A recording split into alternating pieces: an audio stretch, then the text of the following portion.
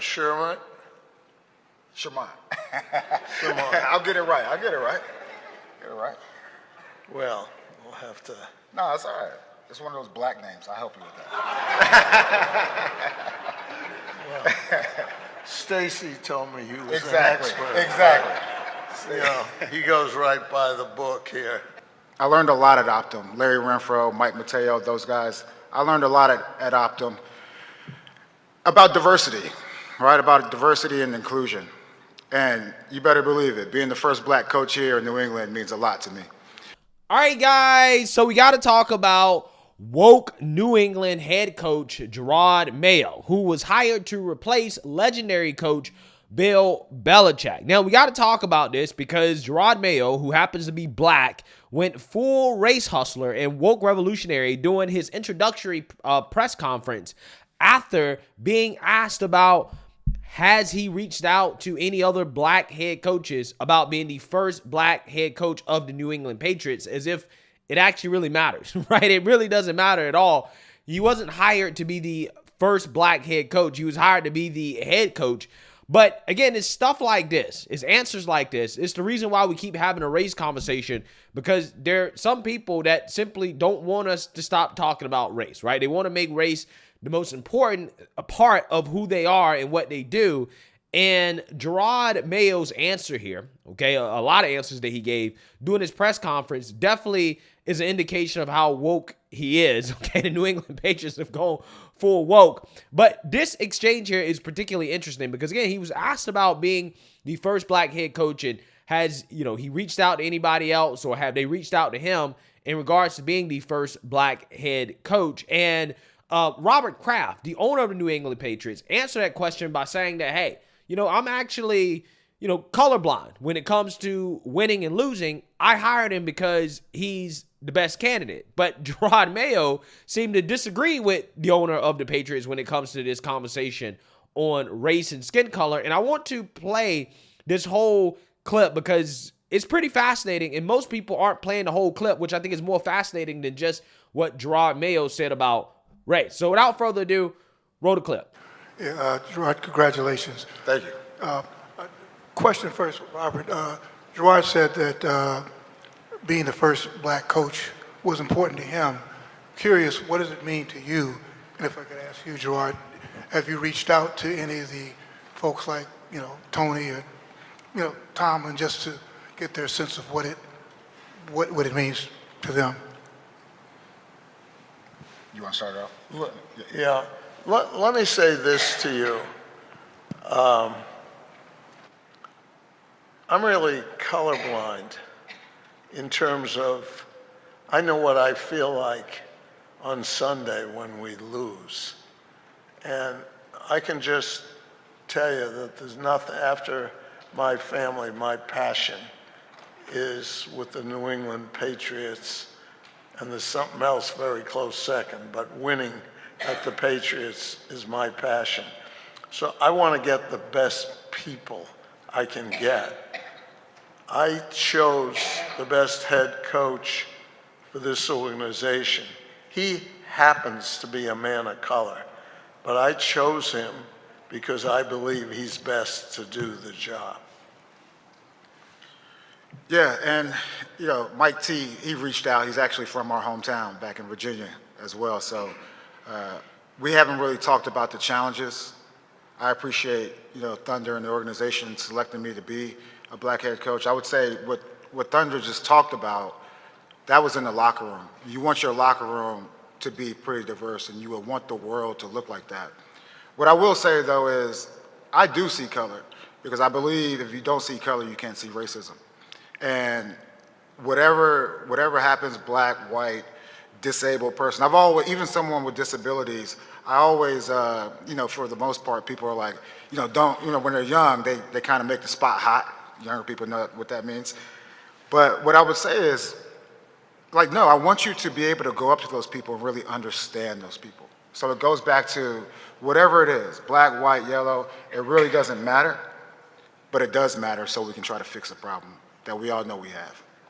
Yeah, see, seeing that you heard that. Now, first and foremost, we have to address the woke reporter who tend to ask these stupid ass questions at these press conferences about race that don't have a damn thing to do with football, right?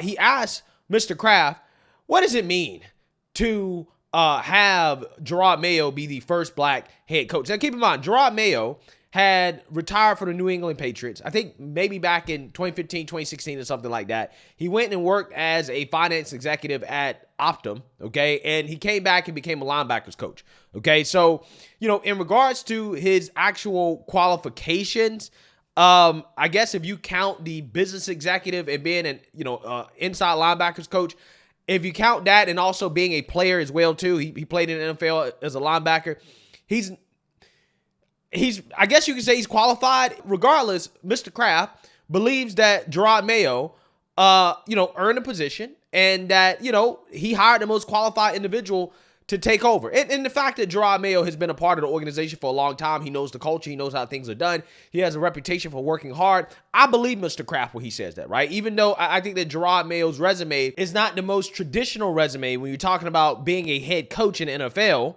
considering how, a lot of head coaches end up being coordinators and things like that first.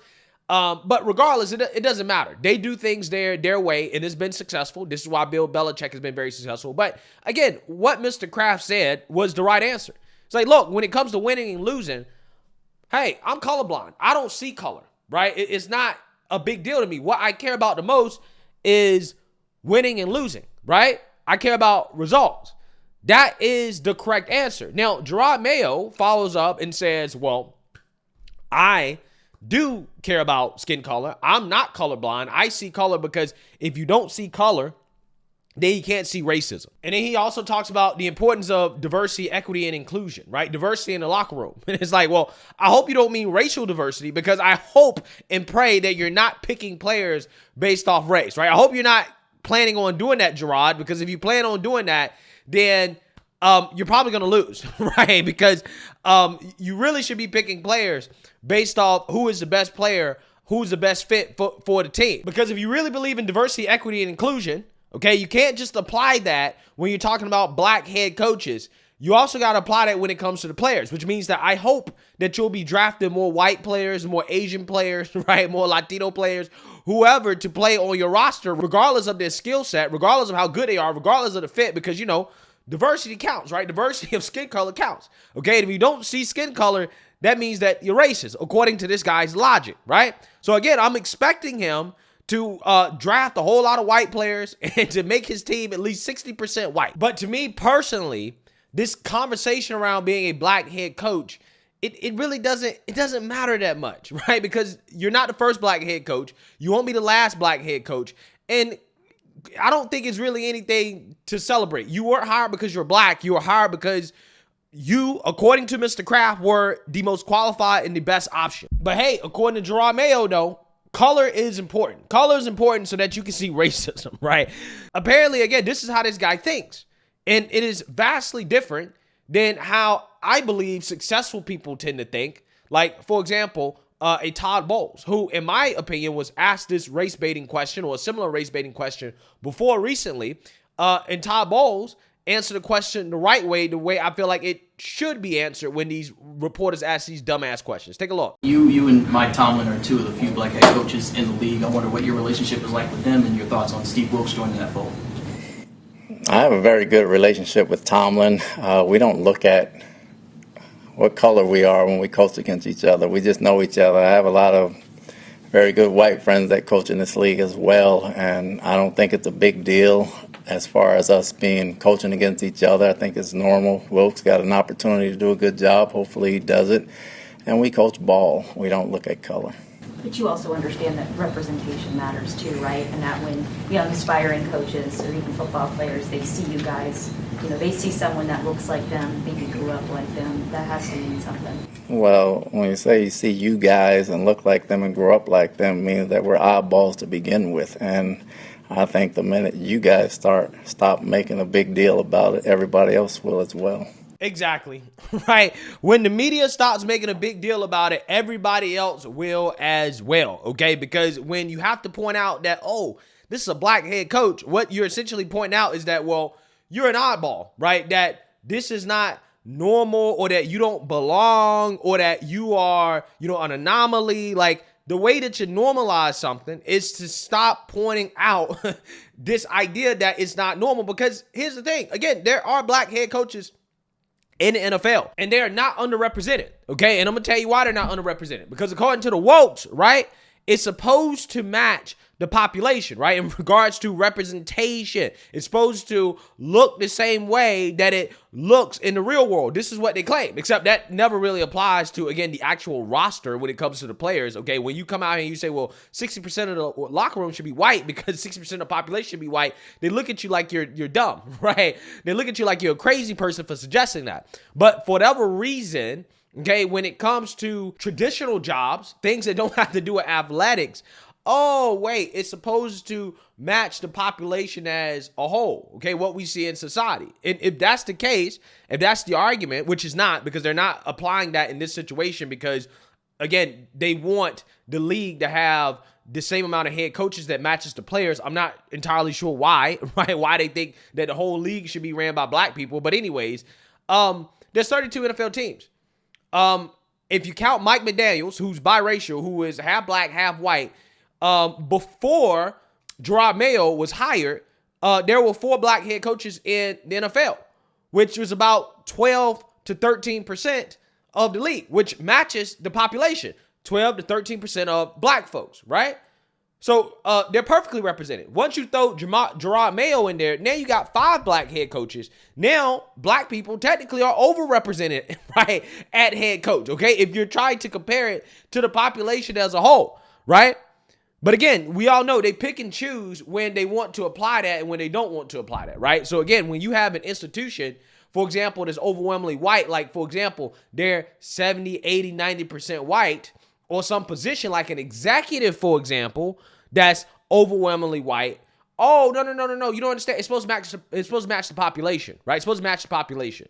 But then when it comes to athletics, apparently, again, diversity, equity, inclusion is not really a thing when it comes to the locker room and picking the players, right? And making the league more white, okay, to match the population. For whatever reason, that goes out the window. And also when it comes to the coaches, oh, wait. Also, that has to match the players as well, too, because the players are mostly black. That means that the coaches should be mostly black. And that means that black coaches are underrepresented when, no. Again, according to the argument or the standard that's typically used when we're talking about the population as a whole, black coaches are represented, right? They're represented enough in the league, right? They're 13 to 16, 17%, depending on which number you want to use, right? Depending on whether or not Mike McDaniels counts as black under the Democrat one-drop rule, right? I'm just saying. Like, it's such a silly conversation because, like, it's not abnormal anymore. Like, it's not abnormal for a head coach to be black. It's not, right? We've had them before. They've won Super Bowls. Just like it's not abnormal for quarterbacks to be black. Okay, but they want to keep having this race conversation about black quarterbacks, black head coaches, when, again, if you really want it to be normalized, then stop having a conversation. There's no need to ask these stupid ass questions. It doesn't make sense, but they do it every single time. They do it every single time. But like I said, Mr. Kraft was right, okay? When you're talking about winning and losing, nobody cares about your skin color. If the Patriots focused on diversity, equity, and inclusion, they would not have been as successful as they are, right? And I hope that's not the direction that they're going in, but it seems like they are under this new guy who seems to be super woke. So now, Robert Kraft should prepare to be called a racist if he doesn't give this guy 20 years. Just like he gave Bill Belichick, right? If this guy underperforms, if the team is not good and they end up having to fire him after 3 seasons, okay, they'll be crying racism. He'll be saying, well, he didn't give me as much time to win as Bill Belichick because I'm black. So in my opinion, I think that this is going to end up in a train wreck, right? I think that it's going to be a train wreck. I think when you hire these type of individuals who are openly telling you, I'm looking for racism, okay, I do see skin color so that you can identify racism. He's talking about diversity and inclusion. Again, these type of hires, they cause more drama. They're more trouble than they're worth, right? And this probably is going to end in a train wreck, and the dude will be crying racism when he gets fired. I'm just saying, right? Robert Kraft, I'm not sure if you made the best decision here, right? I'm not sure if you made the best decision. But hey, let me know what you guys think. Make sure you like, comment, and subscribe. Most importantly, share a Black conservative perspective. Peace.